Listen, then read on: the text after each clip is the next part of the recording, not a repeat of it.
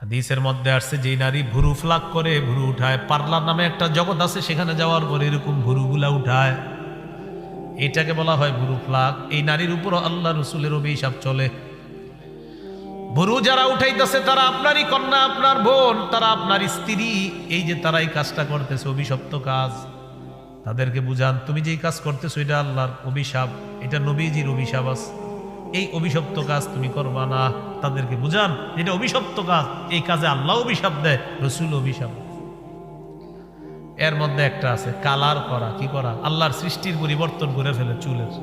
ছেলেটার বয়স মাত্র 21-22 বছর, হে সাদা চুল বানায় ফেলছে, লাল চুল বানায়। আরে ঘটনা কি? লাল চুল তো আমগো দাদার, সাদা চুল আমগো দাদার, আপনার চুল সাদা কেন? অসুস্থ নাকি? না, কি এটাই ফ্যাশন। ইবলিস আল্লাহর কাছে চ্যালেঞ্জ করছে, ওয়ালা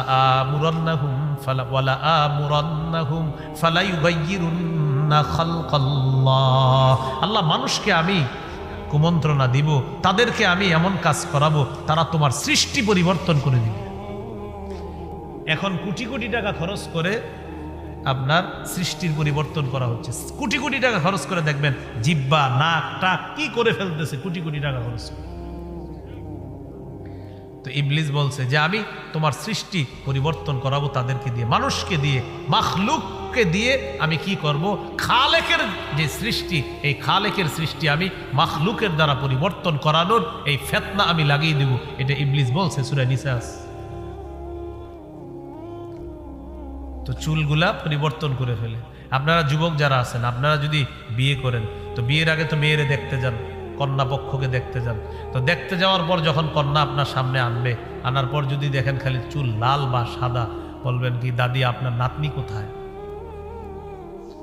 তো পাশ থেকে আপনাকে কানে একজন বলবে এটাই পাত্রী। আপনি বলুন ও আচ্ছা, আসলে আমার দাদির চুল লাল, তো এই জন্য ভেবেছি এটা কি দাদি কিনা বা কেউ। শরম লজ্জা থাকলে জীবনে আর চুল কালার করবে না। হ্যাঁ ঠিক আছে, আর ঠিক তো ঠিক আছে, বাকি ছেলেরাও কালার করে। কোন মেয়ের সামনে যদি এরকম ছেলে পরে, মা বোনরা আমার বয়ান যারা শুনতেছেন মাইকে শুনেন, আপনারে বিয়ে করার জন্য কোনো ছেলে আসছে, আর যদি দেখেন খালি চুল সাদা লাল, বয়স মাত্র তার 22-23, একটা অসুস্থতা, এটা ভিন্ন বিষয়। কিন্তু 25-26 বছরে বুঝাই যাচ্ছে যে সে চুল কালার করছে। আপনিও বলবেন দাদা আপনার নাতি কোথায়? সরাসরি কেন? পাশ থেকে কেউ বলবে এটাই পাত্র, তখন আপনি বলবেন আমার দাদার চুল সাদা, এই জন্য আমি ভাবলাম সাদা কিনা। এই যারা বেশিরভাগ টিকটক ইত্যাদি করে, বেশিরভাগ দেখবেন চুল সাদা করবে, আর এটা যুব সমাজের মধ্যে আপনার পুরা ভাইরাসের মতো ছড়ায় দিচ্ছে। তো এগুলো আমরা করব না, বলেন ইনশাআল্লাহ। এই 31শে ডিসেম্বর, কালকের পরের দিনই দেখবেন মানে এমন অনেকের এমন অবস্থা, কি ভাই আপনার কি হয়েছে, কি যে হয়েছে বুঝতেছি না, এরকম একটা অবস্থা। কি পাগল হয়ে গেছেন? আসলে কি যে হয়েছি এটাই বুঝতেছি না, এরকম একটা ভাবসাব থাকবে। মানে হে যে কি করবো, মাইরেও লাইতে পারে আপনার, এরকম একটা ভাবসাব। 12টার পরে আমরা ঢাকা গিয়ে ঢুকবো, আরে এই সেই না, এই দিক দিয়ে না, ওই রাস্তা না, ওটা দিয়ে ঢুকেন, ওখান দিয়ে যান, এই দেন। মানে বিভিন্ন রাস্তার গলি বন্ধ পাবো, কেউ খেলতেছে, গান চালাইতেছে। ওই যে বললাম 4টা বাজে তাহাজ্জুদ পুরা ঘুমাবে, তো এরকম গান টান চালায়, বাস এই রাস্তায় ঢুকতে দিবে না, ওইটা দিয়ে যান, ওইটা দিয়ে দিবে না, আর একটা দিয়ে যান। আরে ভাই হইলোটা কি? ও পাগল হয়ে গেছে।